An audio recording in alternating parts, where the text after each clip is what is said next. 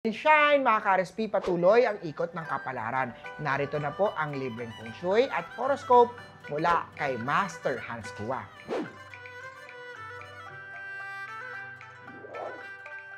Simulan natin sa mga pinanganak ng Year of the Rat, isang dating mentor o boss ang magbibigay ng magandang referral.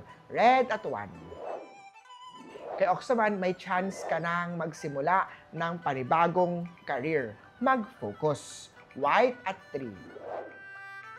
Kay Tiger naman, bawasan ang multitasking dahil mas productive ka kung nakafocus ka lang sa isa.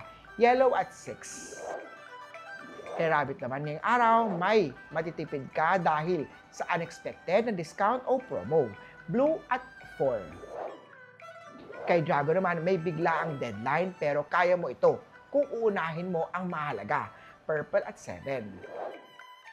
Kay Snake naman, panahon na para tapusin ang iniwan mong pending na project. Gray at 9.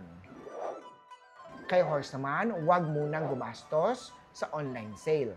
Mas swerte sa susunod na linggo. Maglagay ng gold charm sa wallet para tuloy-tuloy o maganda ang pasok ng pera. Gold at 5. Kay Goat naman tayo, may konting delay pero maganda ang feedback na darating. This will motivate you para mas maging productive ngayong araw. Green at 2.